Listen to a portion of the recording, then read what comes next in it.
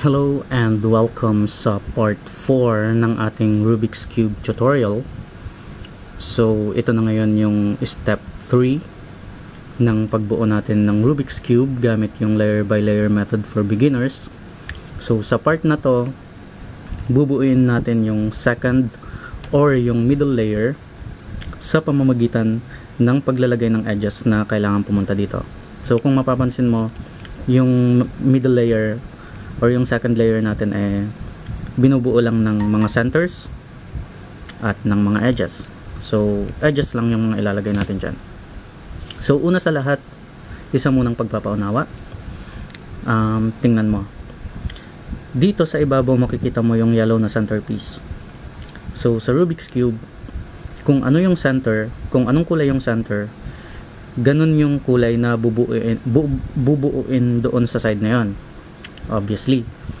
So ibig sabihin nun, lahat ng edges na kailangan mapunta dito may yellow. Kaya ang gagawin natin, maghahanap tayo ng edge or edges dito na walang yellow, and then yun yung ilalagay natin sa middle layer. May sense, ano? So pag sinabi kong edge, yun yung sinabi ko nung una, yun yung dalawang kulay. So maghahanap ka ng kahit na anong walang yellow. So pwede to kasi wala siyang yellow, pwede rin to, pwede rin to. So kahit ano pwede. So unahin na natin yung ito. So ang una mong kailangan gawin, tingnan yung nasa babang kulay, blue yan. So yung blue ay kailangang itapat mo sa centerpiece na kakulay niya. Yan. And then humarap ka doon. So yan. So ganyan muna. Ngayon, after nun, tingnan mo naman yung kasama niyang kulay or yung kulay na nasa ibabaw. Red, di ba? Ngayon, yung red, titingnan mo kung nasaan yung centerpiece na kakulay nun. Nasa kanan ba or nasa kaliwa? Di ba nasa kanan? Yan. So ibig sabihin, itong blue-red na edge piece, pupunta dito. Kasi blue-red, blue-red. Okay? So, ito ay 8 notation algorithm ito. Ibibigay ko yung algorithm for the sake ng mga gustong makakuha ng algorithm, pero ituturo ko rin lang mamaya intuitively. Okay? So, ang algorithm para dito ay tinuro ko na yung notation ng unang part, so hindi ko na ituturo ngayon. Okay, so ito na. U prime, R prime, tapos U prime, F prime, U, F. Okay? Ngayon, intuitively, ganito ang gawin mo. Kung ito pupunta dito, ganito lang. Itong edge na to, dito pupunta. So, ilayo mo siya sa pupuntahan niya. Okay? Ilayo mo siya. Ilayo mo siya sa pupuntahan niya. Ngayon, ang susunod mong gagawin ay itaas yung pupuntahan niya. Okay?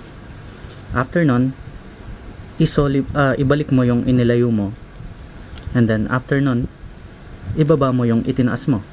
So, ganun lang. Una, ilayo sa pupuntahan, itaas yung pupuntahan, isoli yung inilayo, isoli yung itinaas. And then makaka-form ka ng tube-like na pair, parang ganyan, para siyang tube. Yan, ang gagawin mo, yung parang sa paggawa ng corners. Kung saan, nakatapat na siya sa pupuntahan niya, no?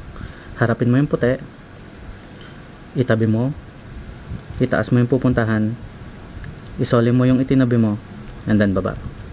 So yun, ganun siya intuitively. Wala nang i-memorize na algorithm. Okay? So ito naman, pareho pa rin, parehong case. So after mo doon, maghanap ka uli ng edge hanggat maaari dito na walang yellow. So ito muna, pareho sa kanina. Ulitin natin yung intuitive approach. So ito pupunta dito kasi red, green. So ganito, ilayo sa pupuntahan, itaas yung pupuntahan, ibalik yung inilayo, ibalik yung itinaas, tapos parang sa corners nakatapat na siya, harapin mo yung puti, itabi, taas yung pupuntahan, isole yung itinabi or ipasok, baba yung pupuntahan. So yun. So same lang din dito, ganun din, green, orange, ito naman, after nun, ito naman pareho lang, pupunta siya dito kasi green, orange, green, orange. So ganun ulit, ilayo sa pupuntahan, itaas yung pupuntahan, isole yung inilayo, isole yung itinaas, tapos may tube, harapin yung puti, itabi, taas, sole or pasok, and then baba. So hanap ulit, ito na, ito yung isang iba, pero sa totoo lang parehong principle lang yung i-apply. Okay, so dito bale ganito siya, ito blue and then kasama niya orange. So kunwari ganyan, itapat mo, pareho lang itapat mo muna sa centerpiece niya, nakakulay itong nasa babang kulay, harapin mo yon, dun ka humarap, tapos tingnan mo yung kasama niyang kulay orange, tapos i-check kung saan pupunta, kung kanan ba or kaliwa. Orange, so dito ibig sabihin dito siya pupunta sa kaliwa.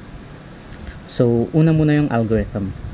Okay, so ang algorithm naman para dito ay U prime, L prime, U, L, U, F, U prime, F prime.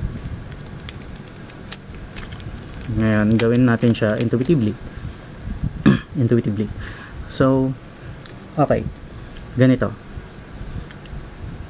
pareho lang sa kanina, yung mirror lang nun, or yung medyo kabaliktaran nun, ay hindi naman kabaliktaran. So anyway, ito na, ganun pa rin, dito siya pupunta, no? Pareho lang, ilayo sa pupuntahan, dito siya pupunta, itaas yung pupuntahan, isole yung inilayo, tapos isole yung itinaas, so ganyan na siya, harapin yung white since nakatapat na, tapos pareho sa corners, itabi, itaas, ipasok, ibaba. Okay, so sa special cases naman tayo.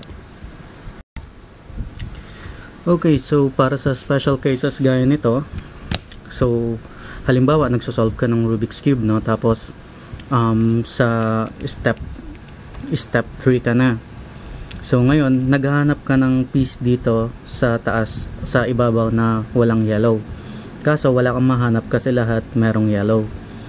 Ang nangyari dyan, either napunta yung edge sa maling lalagyan or nasa tamang lalagyan siya pero baliktad. So halimbawa dito walang yellow doon sa ibabaw, nandito siya sa baba pero nasa maling lalagyan. So ang gagawin natin, halimbawa to, aalisin natin siya dyan para mailagay natin sa tamang lalagyan. So paano natin gagawin yun? Ganito lang, gawin mo lang yung step, or gawin mo lang yung step na ginagawa, na tinuro ko kanina lang. So yung 8 move na notation, gawin mo lang siya.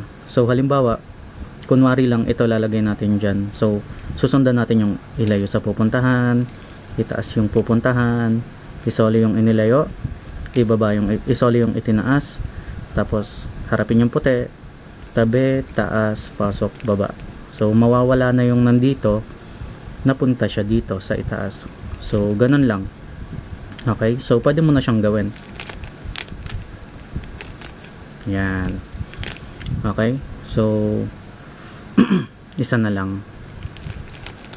Ay, sandali. Wait. Yan. So ito naman yung sinasabi ko kanina.